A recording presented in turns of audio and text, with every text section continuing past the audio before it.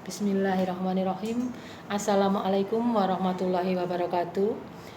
Alhamdulillahirabbil alamin. Pada kesempatan kali ini kita bisa bertemu kembali walaupun secara online dalam kegiatan MPLS SMK Negeri Ngerau tahun ajaran 2021-2022.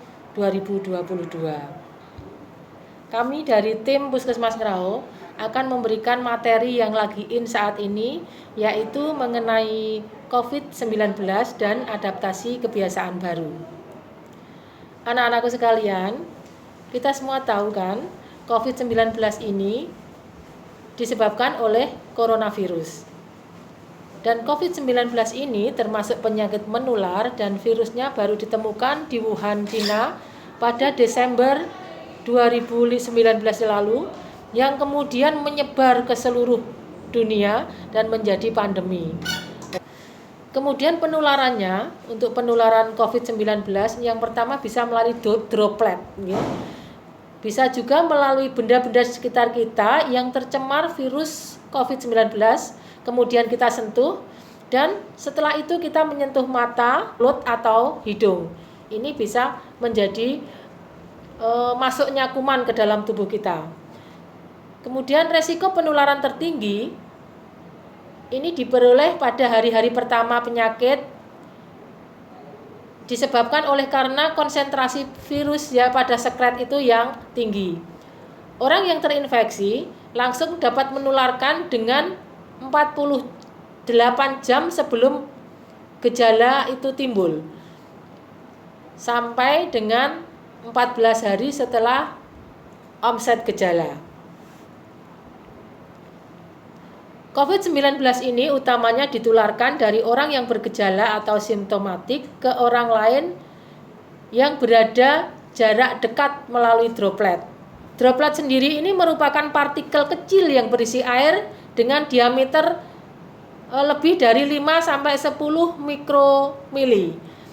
Penularan droplet terjadi ketika orang berada pada jarak sekitar 1 meter dengan seorang yang memiliki gejala pernafasan, misalkan saat batuk, saat bersin, sehingga droplet ini berisiko mengenai mukosa mulut atau hidung atau konjungtiva mata kepada orang yang terdekat tersebut. Transmisi melalui udara dapat mungkin dalam keadaan khusus di mana menghasilkan aerosol. Aerosol itu di udara ya anak-anak, seperti intubasi, kemudian pengobatan nebulasi. Nebulasi itu apa? Nebulasi untuk orang-orang sesak itu, nggih. Terus ventilasi manual. Jadi dalam masa kita memberikan pertolongan itu bisa juga terjadi transmisi dari virus COVID-19. Kemudian masa inkubasi. Masa inkubasi adalah masa masuknya kuman sampai timbulnya gejala. Jadi masa inkubasi ini rata-rata 5-6 hari.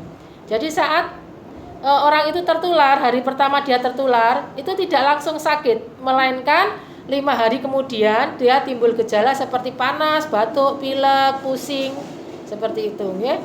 Dan dengan rank rata-rata 1-14 hari. Kemudian gejalanya COVID.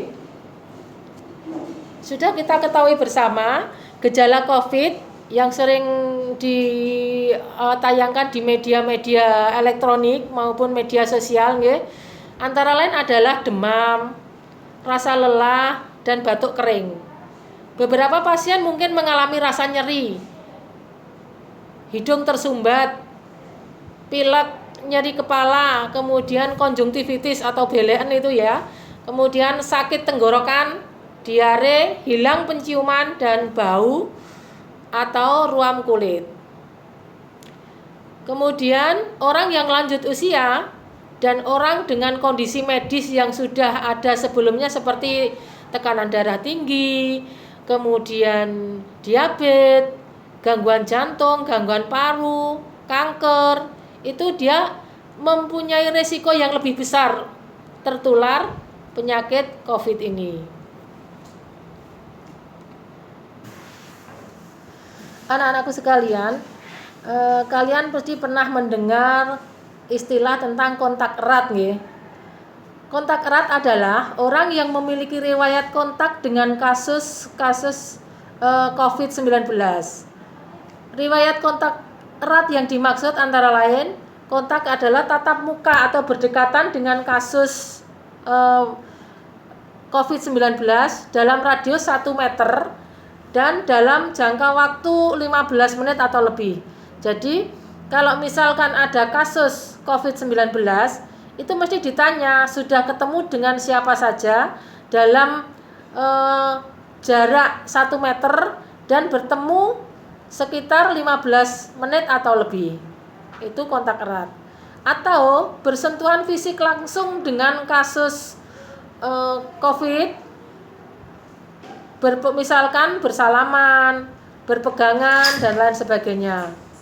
Yang ketiga, itu bisa yang dikatakan kontak erat itu adalah orang yang memberikan perawatan langsung terhadap orang yang terkonfirmasi COVID-19 tanpa menggunakan APD yang sesuai standar.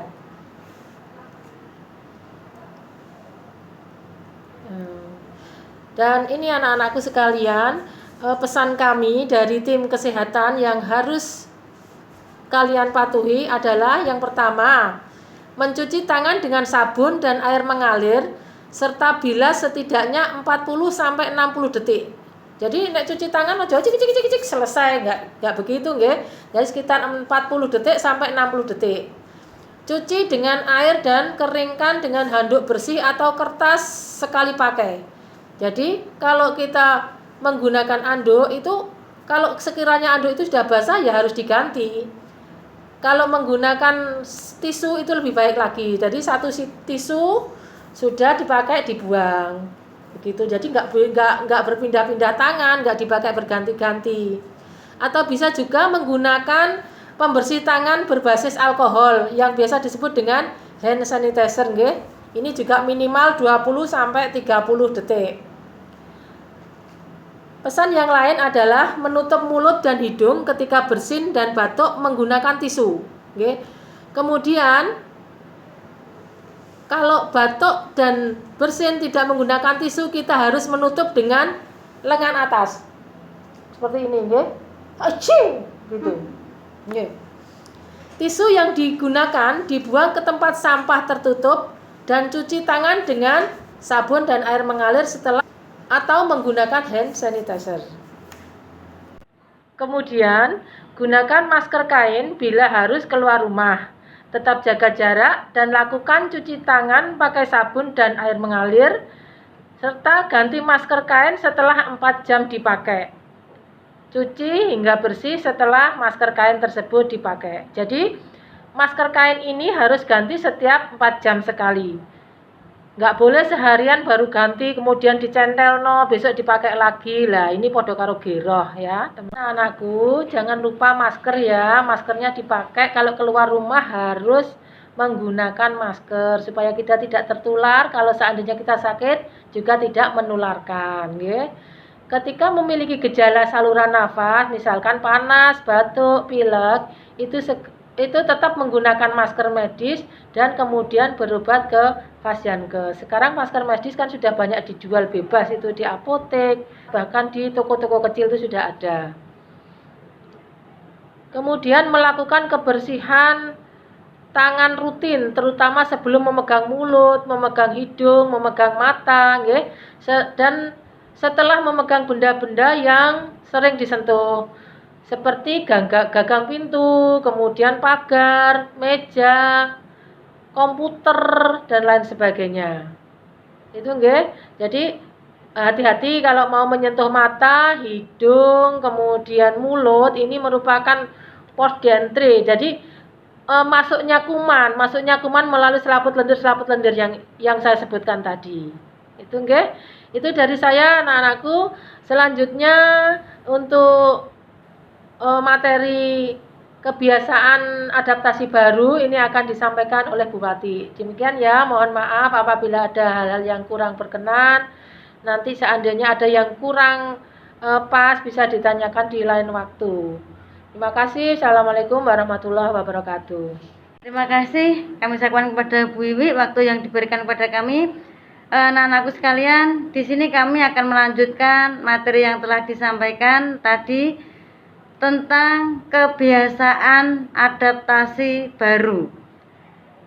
Anak-anakku sekalian, yang perlu kita perhatikan untuk kebiasaan adaptasi baru, yang pertama, kita harus selalu memakai masker. Setiap keluar rumah kita tidak boleh lepas masker. Yang kedua, kita juga harus selalu menjaga jarak. Yang ketiga, kita harus cuci tangan pakai sabun dan air mengalir. Yang keempat, ini yang sering kita teledor, yaitu setiap kita habis bepergian atau habis sekolah atau habis dari pasar atau dari manapun, begitu setiba di rumah kita harus langsung mandi. Kita jangan ketemu dengan orang yang di rumah dulu, kita harus langsung segera mandi. Yang kelima, kita harus menggunakan uang elektronik. Yang selanjutnya, kita tidak boleh bersalaman dulu dengan siapapun. Kita harus sedia hand sanitizer dimanapun kita berada, kemanapun kita pergi, kita harus selalu membawa hand sanitizer. Selanjutnya, kita juga harus jaga jarak di kendaraan. Meskipun itu di dalam kendaraan pribadi, kita harus tetap jaga jarak. Bila kita mengalami flu, wajib di rumah saja. Yang terakhir, balita dan lansia harus tetap usahakan di rumah saja. Itu yang dapat kami sampaikan. Terima kasih. Mohon maaf ada kurang lebihnya.